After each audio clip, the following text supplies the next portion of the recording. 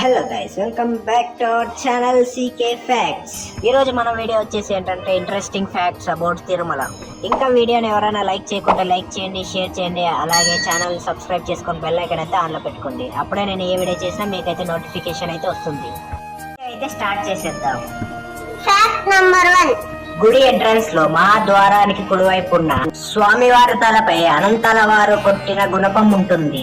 చిన్న పిల్లాడి రూపంలో ఉన్న స్వామివారిని ఆ రాడుతో కొట్టడంతో స్వామివారి గడ్డానికి తగిలి స్వామివారి గడ్డంపై రక్తం వస్తుంది. దానితో అప్పటి నుంచి స్వామివారి గడ్డంపై పచ్చి కర్పూరం పోయడం అనేది సాంప్రదాయంగా మారింది. Fact number 2.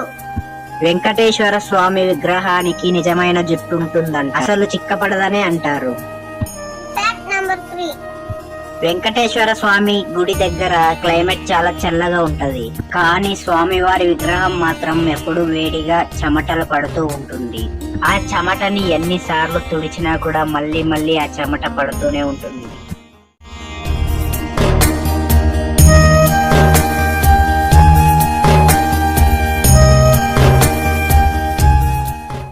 Fact number 4.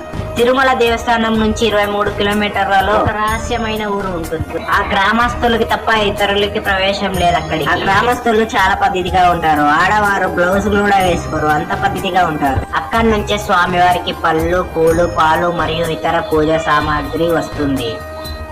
Fact number 5. స్వామివారిని ముందు నుంచి చూడడానికి ఎంత అందంగా ఉంటారు, వెనుక నుంచి కూడా అంతే అందంగా ఉంటారు. స్వామివారి వెనక చేతులలో శంకు చక్రాలు మరియు కిరీటానికి ఉన్న చక్రంతో చాలా అందంగా ఉంటారు. Fact number 6. వెంకటేశ్వర స్వామి మూల విరాట్ వెనకాల ఒక బావి ఉంటుందంట. స్వామివారికి అలంకరించిన పూలన్నీ ఆ బావిలో వేస్తారంట. Fact number 7.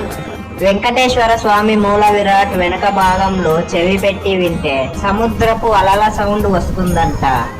Fact number 8. Venkateswara Swamy మూల విరాట్ మనకు గర్భగుడిలో మధ్యలో ఉన్నట్టు కనపడతారు, కానీ స్వామివారు రైట్ సైడ్ కార్నర్ లో ఉంటారు. అది మనం బయట నుంచి అబ్జర్వ్ చేస్తే అర్థం అవుతుంది. Fact number 9. స్వామివారి చేతులు గనక మనము అబ్జర్వ్ చేసినట్లయితే ఒక చేయి పాదాలు చూపించినట్టు ఉంటుంది కదా, ఆ చేయిని వరద హస్తమని అంటారు. ఇంకొక చేయి నడుము దగ్గర వంకరగా తిరిగి ఉంటుంది కదా, ఆ చేయిని కటిక హస్తమని అంటారు. కటి అంటే సంస్కృతంలో నడుము కింద తొడల మధ్యలో ఉన్న భాగమని అంటారు. మనం పుట్టినప్పటి నుంచి చనిపోయేంత వరకు కష్టాలనేవి తప్పవు, అది కోటీశ్వరుడైనా పేదవాడైనా.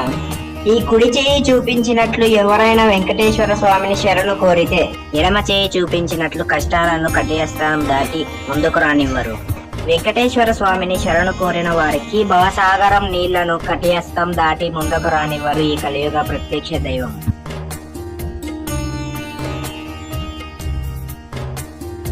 Fact number 10. వెంకటేశ్వర స్వామి మూల విరాట్ విగ్రహాన్ని తాకితే చిన్న పిల్లాడిని తాకినట్టు సున్నితంగా మరియు మెత్తగా ఉంటుందంట.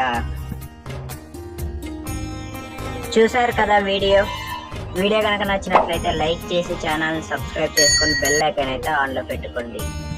And thank you for watching this video.